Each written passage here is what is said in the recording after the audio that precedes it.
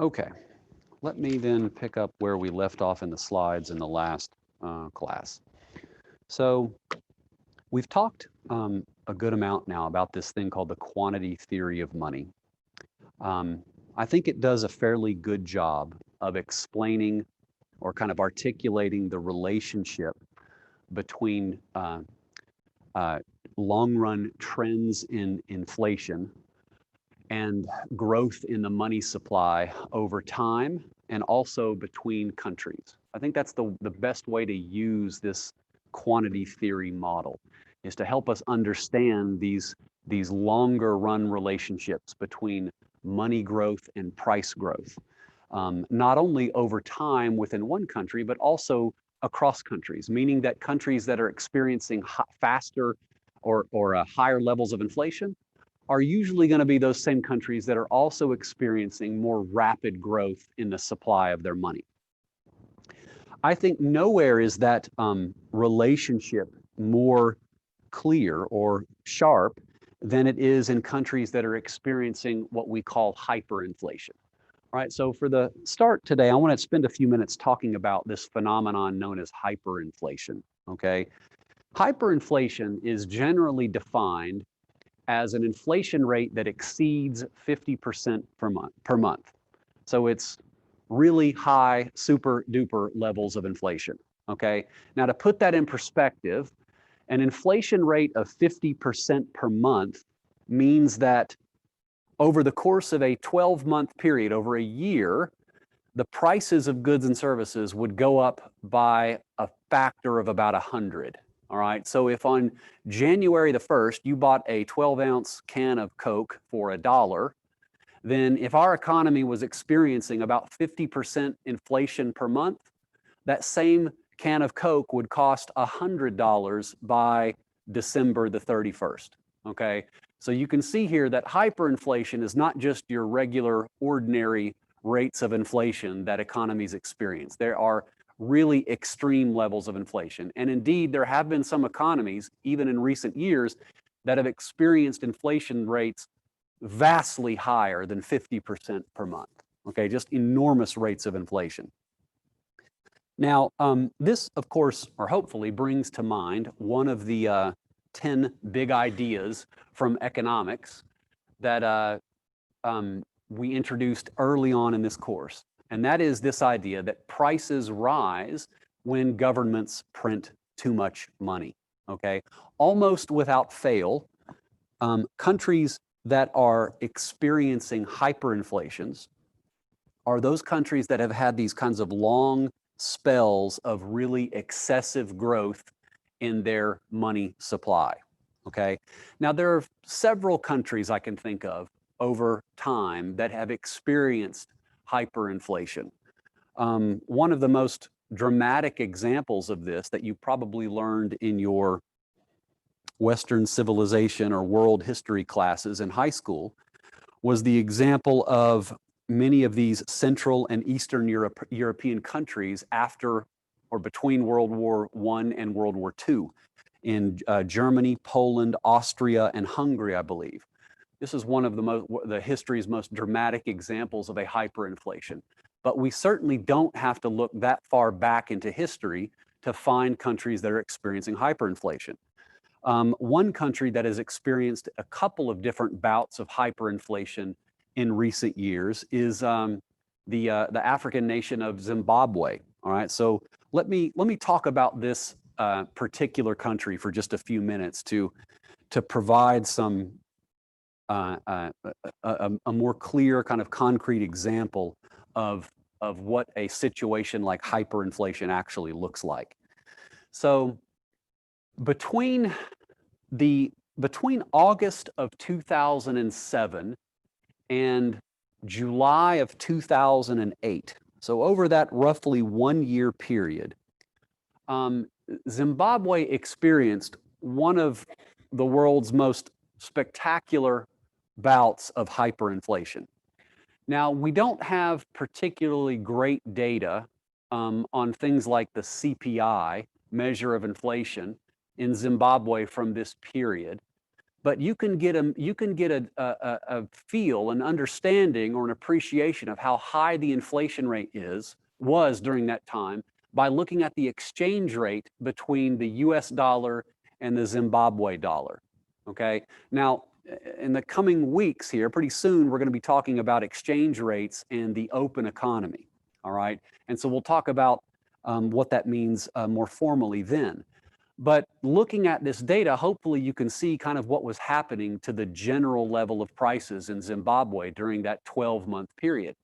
In August of 2007, one US dollar would swap for 245 Zimbabwe dollars. By July of the next year, one US dollar would swap for, I don't even know, what is that number? 26.5 billion Zimbabwe dollars. So what this is suggesting is that over that 1 year period, the real value of Zimbabwe currency was absolutely collapsing. That is, the prices of goods and services in that country in terms of Zim dollars was escalating dramatically. Okay, between 2008 July 2008 up to about the next year, late summer of 2009, the exchange rate again started to stabilize, and the country was able to escape this vicious type of hyperinflationary spell, right? And the exchange rate came back down to about 355 Zim dollars to the one US dollar.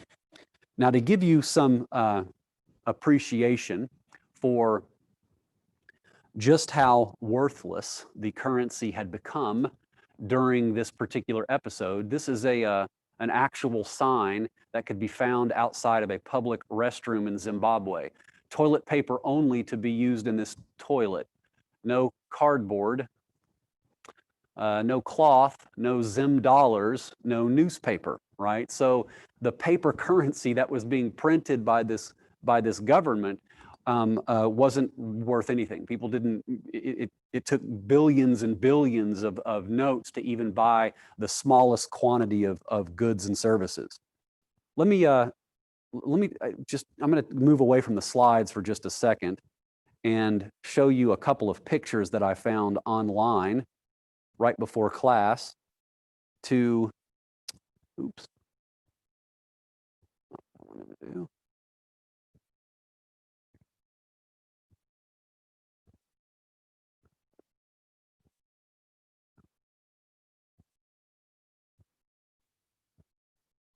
Here we go. You can just Google pictures of Zimbabwe hyperinflation, and you can see that they had notes that were printed in 100 trillion Zimbabwe dollars. Here's a guy that looks like he just robbed a bank, but that probably didn't purchase much of anything at the time. Here's another kid with sacks of money. I found a funny one. A guy was holding up a sign that said "starving billionaire" in Zimbabwe. I don't know if I can find that one again, but you can Google these and find. Yeah, so here's a wad of cash that's barely enough to purchase some bread. It just, as the value of that currency was absolutely collapsing, the amount of real goods and services that it could actually purchase was falling, and so it took tremendous sums to be able to even purchase the smallest quantity of actual goods and services. Sorry, which one? This one here? Yeah, going for broke today. I could have sworn, yeah, so actually Zimbabwe, so even though the data that I've showed you here today was of their famous hyperinflation that occurred in 2007 and 2008. For the next 10 years or so, Zimbabwe's currency stabilized for the most part. But unfortunately, that country has actually re-entered in just recent years into another hyperinflationary situation. So these are the rates of inflation that have been recorded in Zimbabwe over the past roughly 1 year. So last October, They were experiencing annual inflation rates of around 500%. And then in April and the early summer of this year, the annual inflation rates have been 800, close to 900%. So unfortunately, this particular country is not, has not escaped this cycle of going into these kind of hyperinflationary episodes.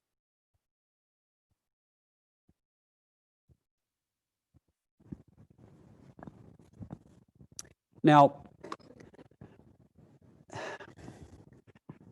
consistent with what I've been talking about thus far, Zimbabwe's hyperinflation, just like the hyperinflation that has been experienced in Venezuela recently, was caused by excessive growth in the money supply.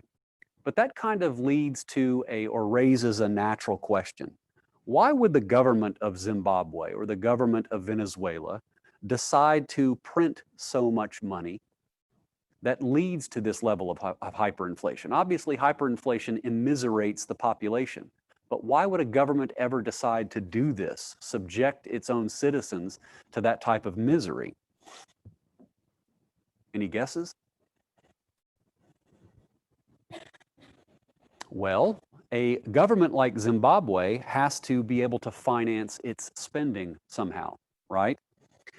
And if it's unable to collect taxes very effectively, and it's unable to borrow from the public by issuing bonds, then the only way that it can finance its expenditures is by actually printing more and more of this fiat money.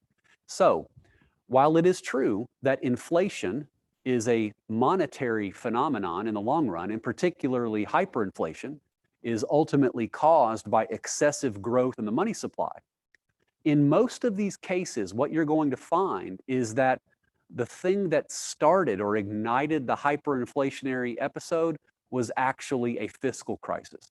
It was a government's inability to finance its own spending in the usual ways, that is, through taxes and borrowing.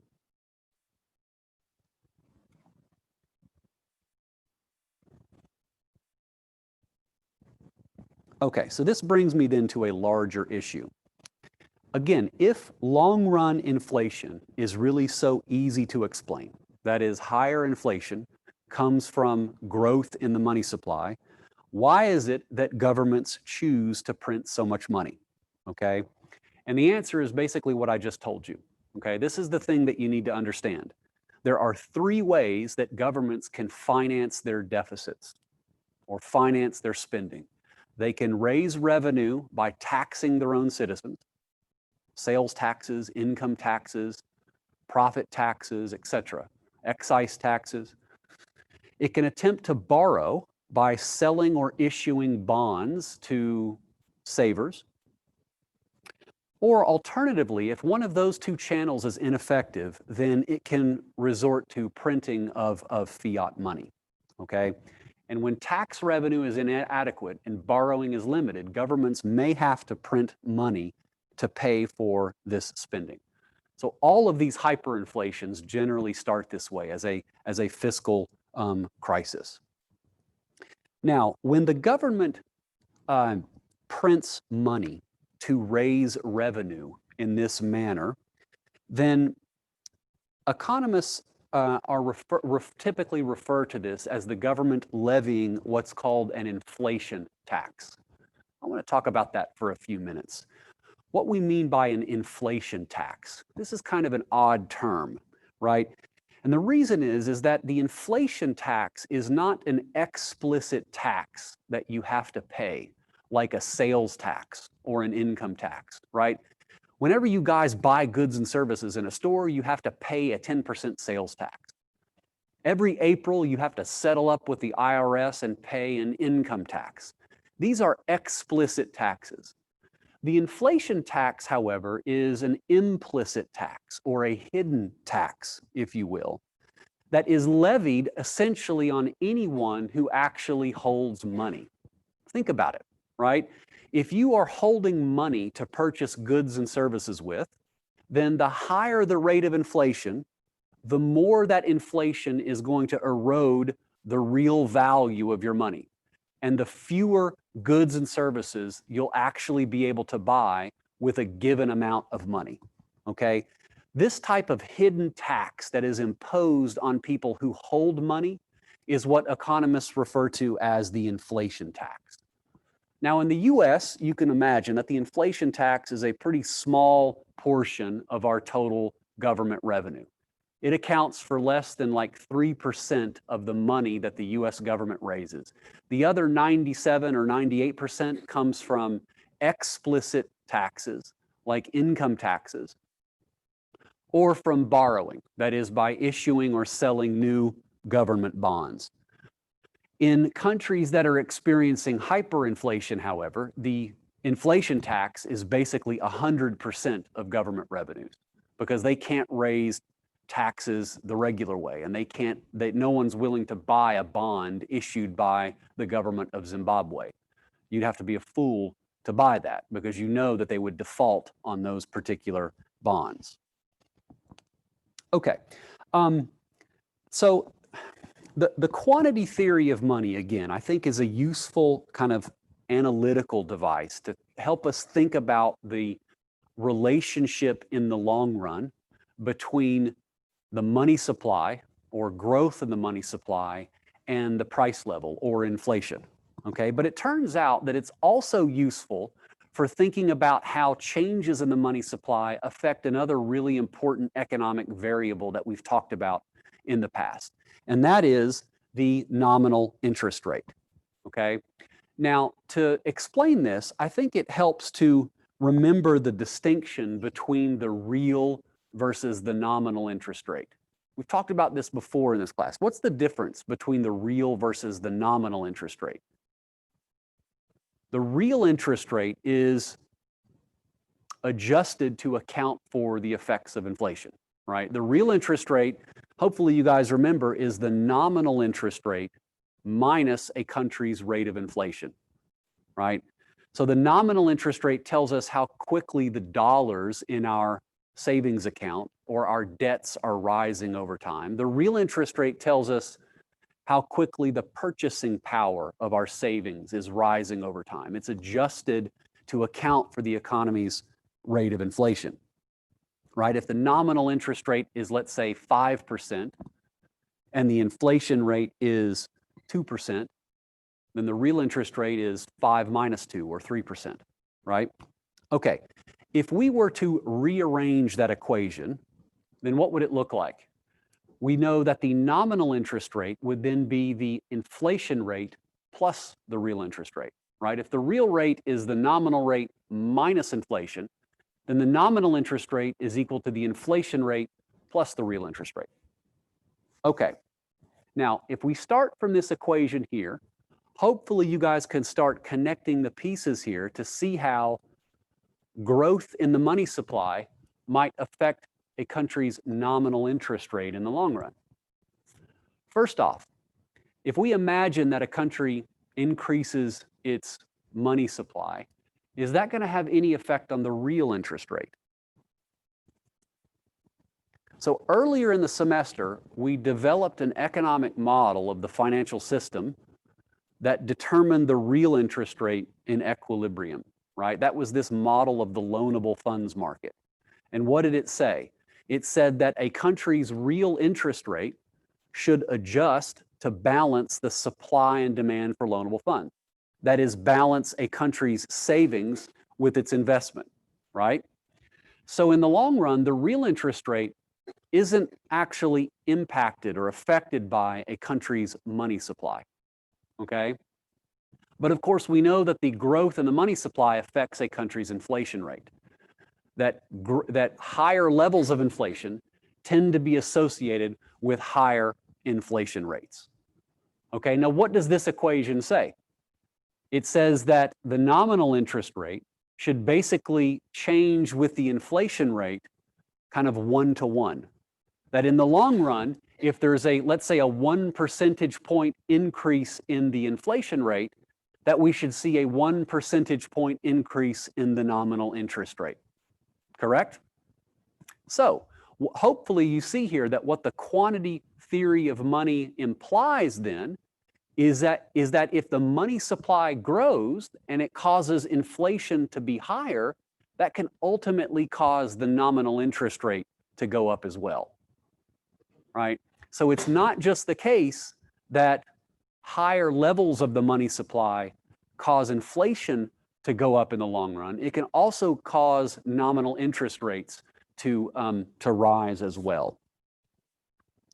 Now, let's see if there's any evidence of this in the actual data, okay? By the way, this relationship, I should say, is what's known as the Fisher effect. I'm not sure if I referred to this equation as the Fisher equation earlier in the semester, but that's what it is. So there was a famous economist many years ago by the name of Irving Fisher who first kind of articulated this distinction between nominal versus real interest rates, okay?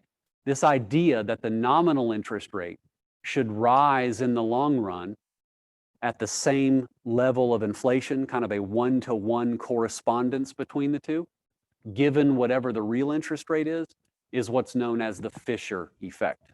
Okay, now what does the economic data say? So let me show you this picture really quickly.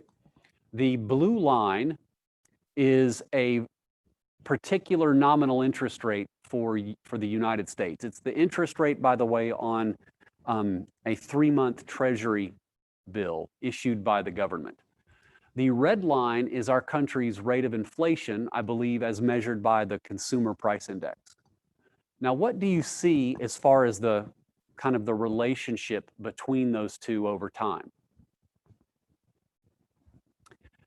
During the 60s and 70s, for instance, our economy's rate of inflation was trending up. And what do we see happening to the nominal interest rate? It also tended to rise basically one-to-one. During the 80s and 90s, as the inflation rate fell, so did the nominal interest rate. So even though this Fisher effect doesn't always hold in the short run perfectly, I think it does a pretty good job of explaining these long-term relationship or trends between a country's inflation rate and its nominal interest rate. During the 60s and 70s, as money growth in the US kind of got out of control and inflation rose, so did nominal interest rate.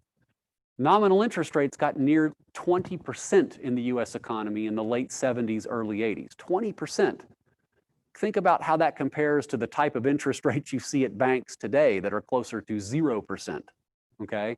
And that's because growth in the supply of money has fallen over the past few decades, and as a result, inflation has gone down as well. But, you know, there are these periods where nominal rates and inflation actually move in opposite direction. So they don't always move in lockstep with one another. Look at the early 80s, for instance.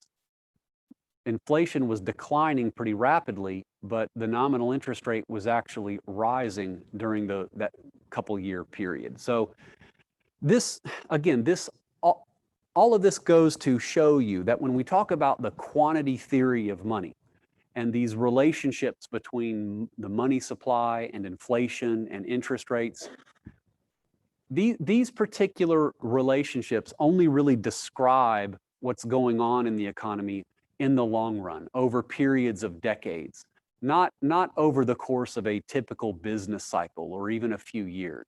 You got to think of several years to think about these particular trends and how one is related to another.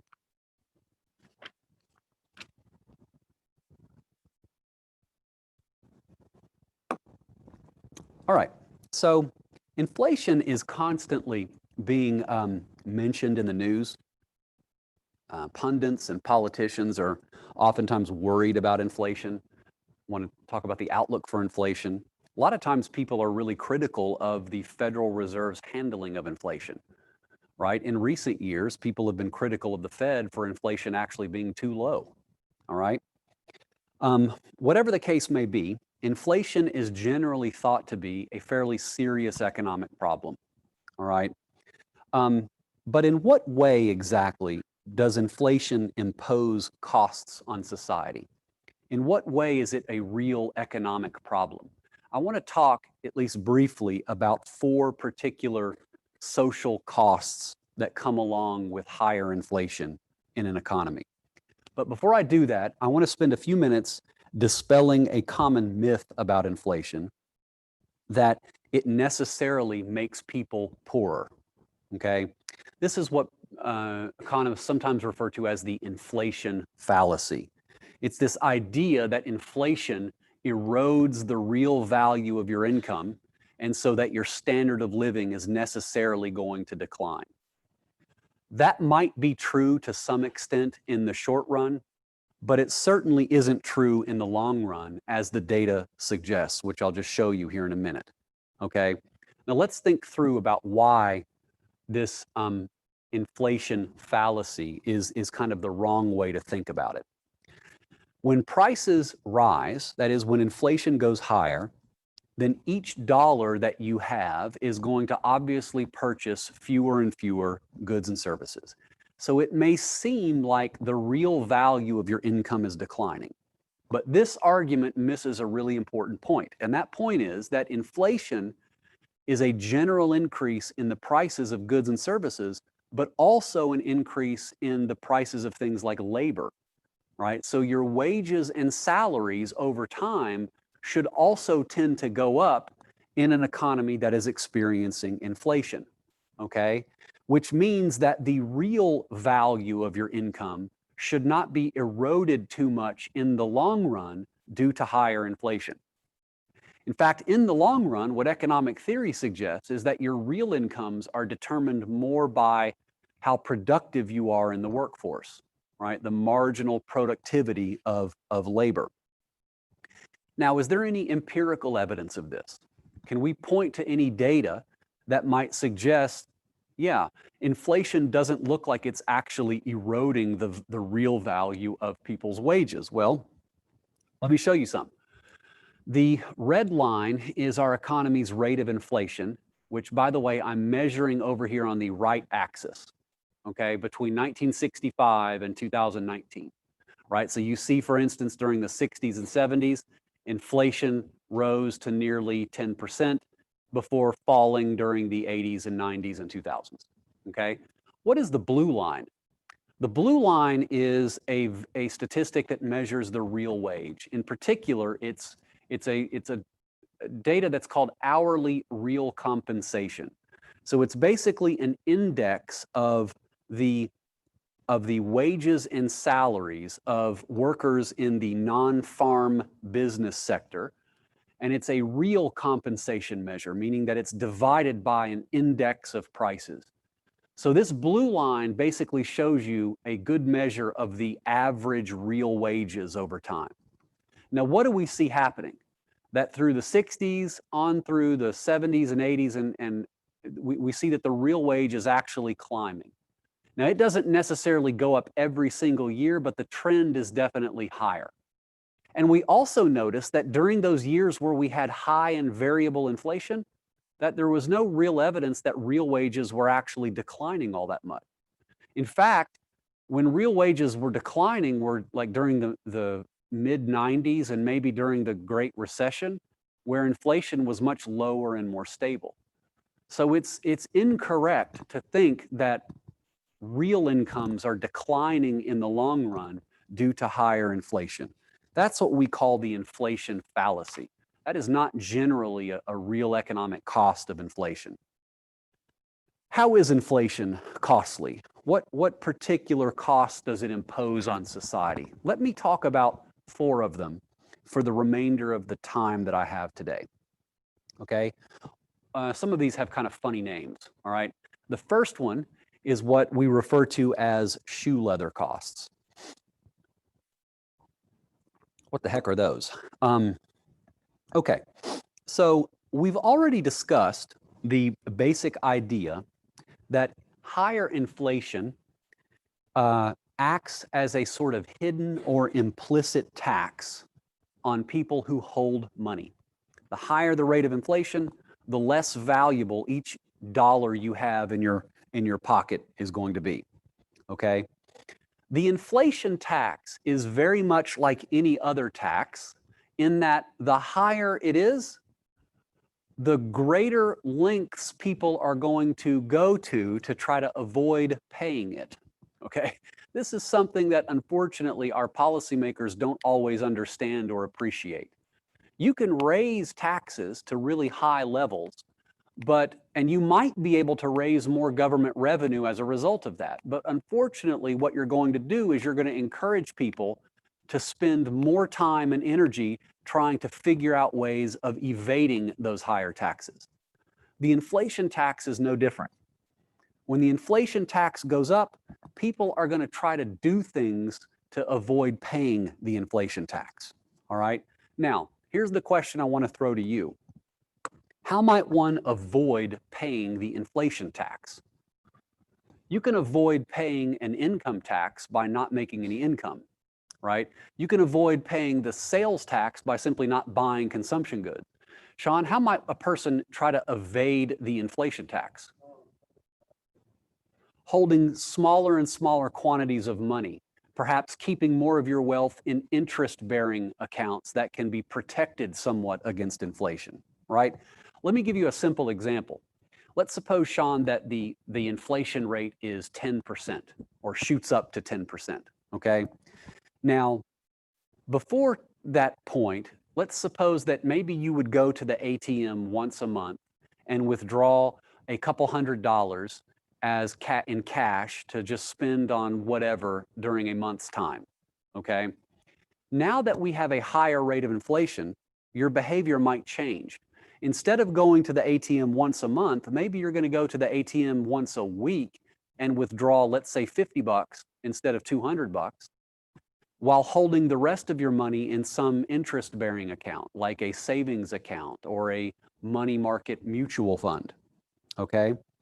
Now, in the olden days, I like to use the air quotes there, one would have to, when someone would have to withdraw smaller and smaller sums of money from their bank accounts, they would have to walk back and forth to the bank more often.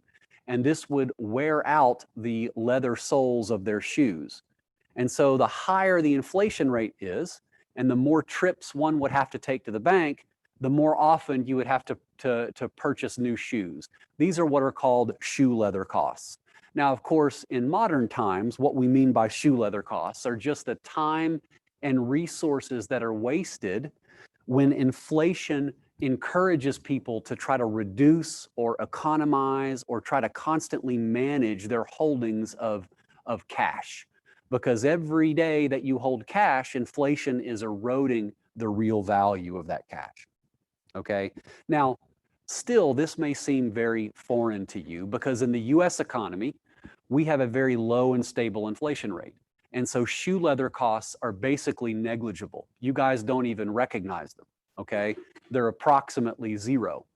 But in economies that are experiencing hyperinflation, you can imagine that shoe leather costs are very high, right? If the inflation rate is 100% per week, then Sean, how are you going to behave the moment you get paid from your job? You're probably going to run to the store and purchase as many goods as you can with that money so that it doesn't lose value. And you're constantly having to store your wealth in physical goods or other types of assets that are protected from inflation. All of those resources that you waste doing that are what economists refer to as shoe leather costs.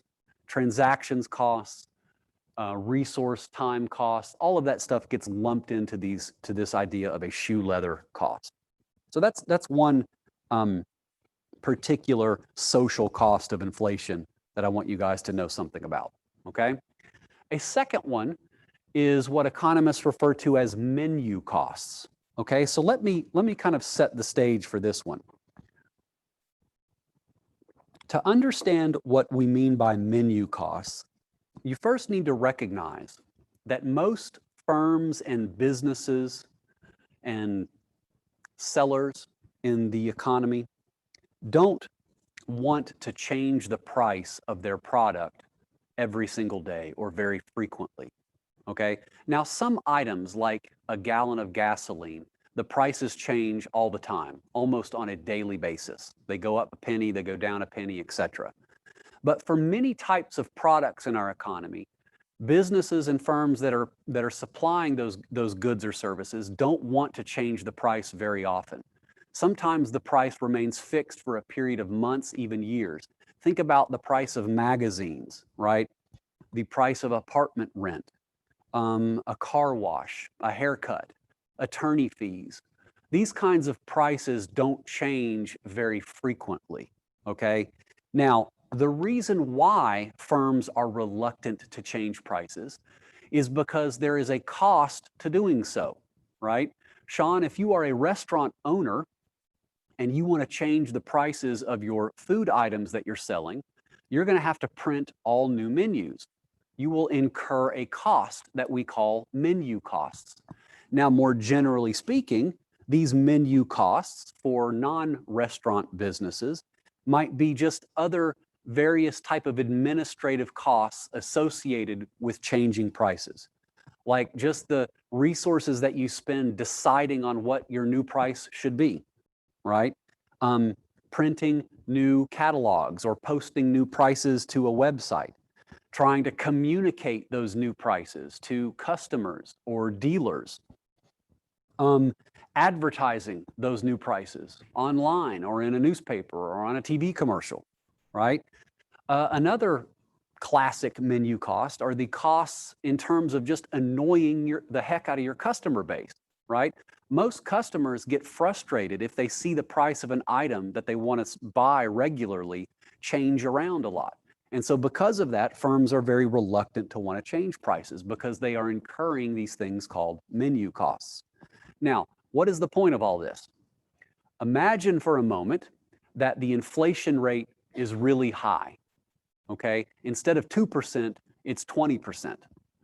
In that case, all businesses are going to want to increase their price more frequently in order to keep the prices of the goods that they're providing up to pace with the general increase in the price level.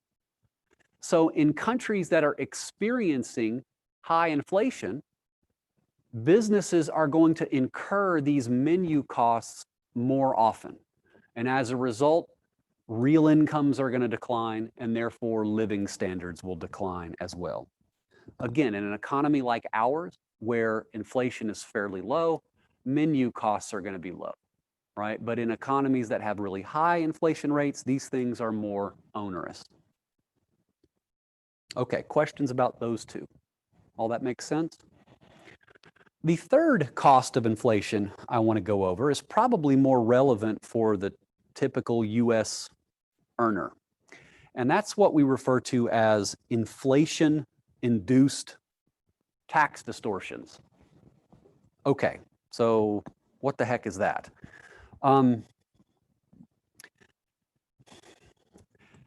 Inflation imposes a cost on society because most countries tax nominal income rather than real income. At the end of every year, when the IRS is determining what tax bracket you fall into, it does not adjust your income for changes in the rate of inflation. It's based just on the nominal income that you report, all right? Now, what do we know about inflation? Inflation causes a country's nominal income to grow faster than the economy's real income, right? And so for countries that are experiencing inflation, then over time, your nominal income is going to be rising, which means you're going to end up having to pay more taxes to the government. But it may actually be the case that your real incomes aren't rising at all, or even worse, your real incomes may be even falling. So there could be situations where your real income is declining, but because taxes are imposed on nominal income, the taxes that you're paying actually go up, despite the fact that you're earning less real income, okay?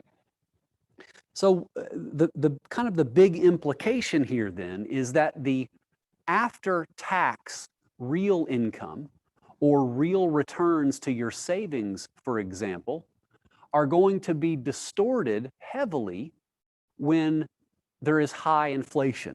And it's because governments, like the US government, typically tax nominal returns rather than real returns. And as a result, people's savings and investment and spending decisions can potentially become quite distorted as a result of the government taxing nominal returns rather than real returns.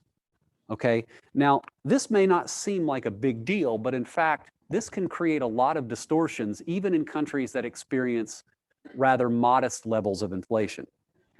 Let me, here is a Wall Street Journal article, by the way, that argues for this very point when it comes to taxes on capital gains, that they should be indexed to a measure of CPI so that you're taxing real investment returns rather than nominal returns. Let's work through an example together to illustrate these inflation-induced tax distortions. And I think you guys will understand it better as we go through a concrete example here. So let's suppose that you deposit $1,000 in a bank account for 1 year, all right? We're going to consider two cases together. In case one, the inflation rate over this 1 year period is 0%. So the prices are totally stable. And the nominal interest rate that the bank quotes you is 10%, right? We're going to pick numbers that make the math really easy here. The second case we're going to consider is one in which the inflation rate is 10%, but the nominal interest rate is 20%, okay? Here are the questions I want to do together. Part A, in which case does the real value of your deposit grow the most? Let's think about that first. So in which case 1 or 2, does the real value of your deposit grow the most? In other words, what is the real interest rate in each of these two cases? What's the real interest rate associated with case 1, Matt? First one is going to be 10%, right? It's the nominal interest rate of 10% minus inflation of 0. And what is the real interest rate associated with case 2? 10%. The nominal interest rate is 20 minus inflation of 10%. So from the perspective of just the real interest rate, this particular saver should be indifferent between cases 1 and 2 because the real interest rate is identical. All right, doesn't matter if inflation is 10% if you're also doubling the nominal interest rate. Unfortunately, because the government taxes nominal returns instead of real returns, there is a big difference between these two cases, all right? In which of these cases are you going to pay more tax to the government? And let's assume that the tax rate on nominal returns is 25%. So what is the nominal return in case 1? If you deposit $1,000 and the nominal interest rate is 10%, at the end of the year, you're going to have $100 more. But the tax rate is 25%. So what do you owe the government? $25, right? You get to keep $75 out of the 100. How much tax are you going to pay in case 2, however? Here, your nominal return is 20% on 1,000. So at the end of the year, you're going to have $200 more, not $100 more. Well, what is 25% of $200? It is $50. So in case 2, because the nominal interest rate is double, the amount of tax that you're going to pay is also going to be double, even though the real interest rate between the two is exactly the same.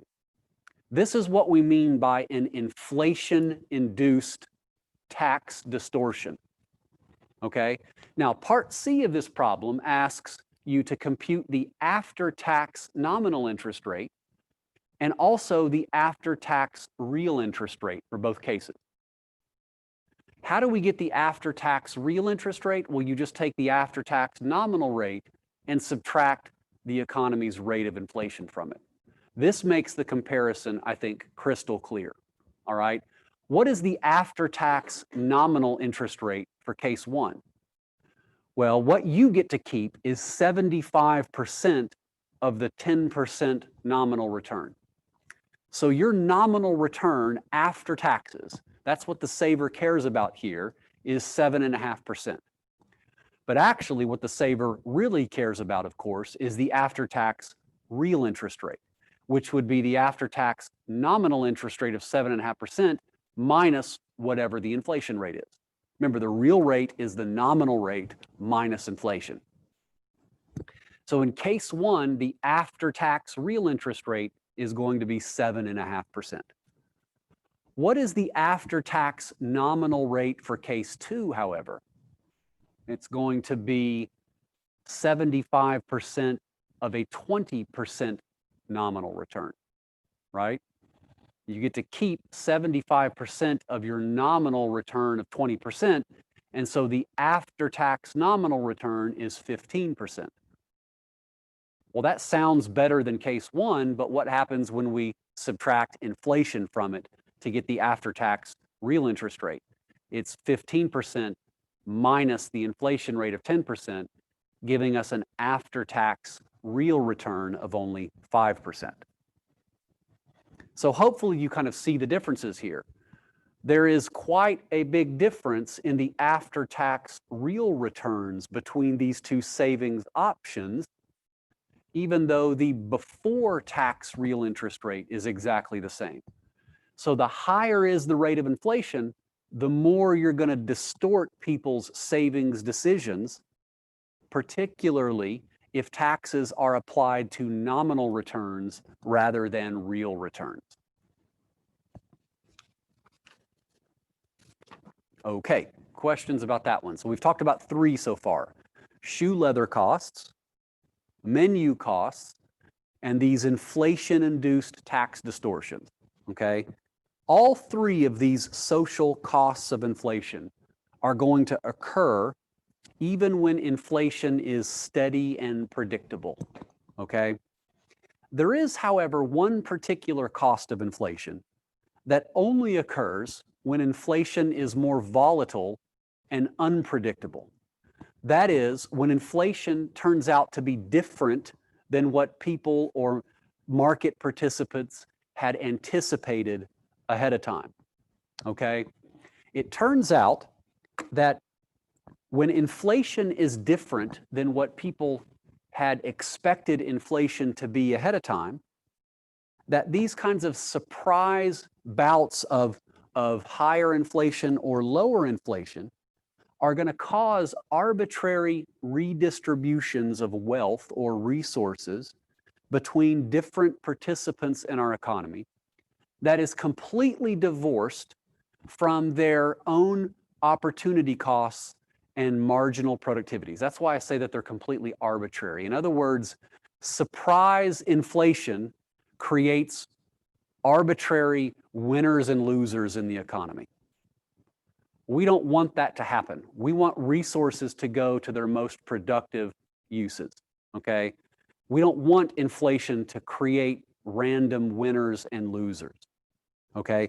Now, the group of people that this is probably most impacted are going to be creditors and debtors, that is, lenders and borrowers, okay? Now, let's think about this for a second. Matt, let's suppose that I agree to loan you $1,000 for a year, okay? And the interest rate that we agree to, the nominal interest rate that we agree to is 5%, okay? And both of us expect the inflation rate to be, let's say, 2% over the year. That's typically what the Fed targets, okay? Then what that means implicitly is that you and I both kind of think that the real interest rate is going to be 5 minus 2 equals 3, right?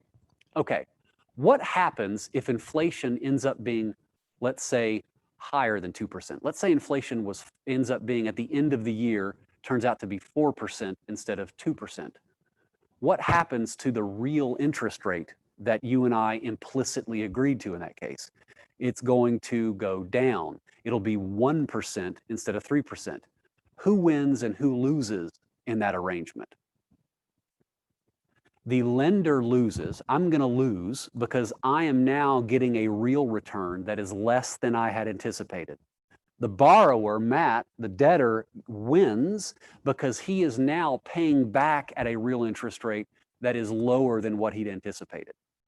I'm effectively getting paid back in dollars that are worth less than we had expected. You are having to pay me back using dollars that are worth less than you had expected. So higher than expected inflation transfers wealth or purchasing power from creditors to debtors in a completely arbitrary way. And so that is a welfare reduction for society as a whole. It's completely arbitrary because it has nothing to do with Matt and my marginal productivities or individual opportunity costs. What if inflation, Matt, had ended up being lower than we'd anticipated? So let's say it came in at 1% instead of 2%.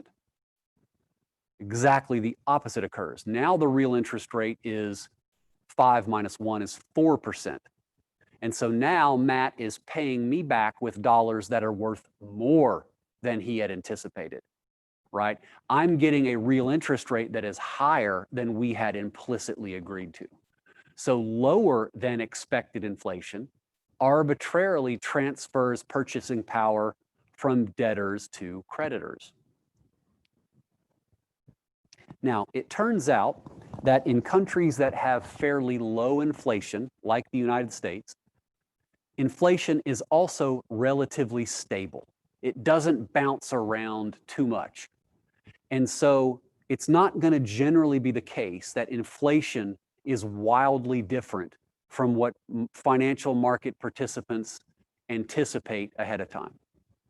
However, in countries that experience high levels of inflation, the inflation rate tends to be much more volatile. It bounces around a lot. Look at what happened in the US economy during the 70s.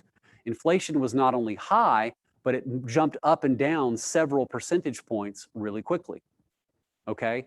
When that happens in countries that have high and variable inflation, you're going to have these episodes where inflation ends up being very different than people had anticipated ahead of time. So the higher a country's inflation rate, the more you have these kind of unexpected episodes of higher than or lower than expected inflation. That ends up damaging the financial system. What is the financial system supposed to do in our economy? Channel resources away from savers to borrowers. Well, people are going to be less or more reluctant, let's say, to engage in borrowing and lending if they can't even forecast accurately what the rate of inflation is going to be. So this is another important social cost of high and unexpected inflation, is that it transfers wealth or purchasing power arbitrarily among different people in an economy. All right, it creates winners and losers, and therefore lowers welfare for society. Okay, you guys have any questions then about that? All right, so look, the two kind of main topics from this section, which I think is a fairly large chapter. The first part is the quantity theory of money. We studied that theory from the perspective of a supply and demand model and also using the quantity equation, MV is equal to P times Y. That device, the supply-demand model and the quantity equation, can be used to think about how changes in money supply or money demand affect an economy's price level and rate of inflation in the long run. So be familiar with that model. It's a useful model for thinking about how these things, how money and prices and also the nominal interest rate are related to one another over long periods of time. The other kind of main topic of this chapter was a discussion about how inflation imposes costs on society. All right, we talked about 4: shoe leather costs, menu costs, inflation-induced tax distortions, and then also these kinds of redistributions of purchasing power among debtors and creditors when we have surprise inflation or unexpected inflation. And we also discussed this idea of an inflation tax, but also the inflation fallacy, how in the long run, inflation doesn't tend to make people poorer because it also raises the value of your wages and salaries. So there's a lot there, but hopefully we've summarized it okay. And then on Thursday, I guess we will begin our last topic for the course, which is on open economy macro concepts. Okay, so if there's no questions, that's all I have for today.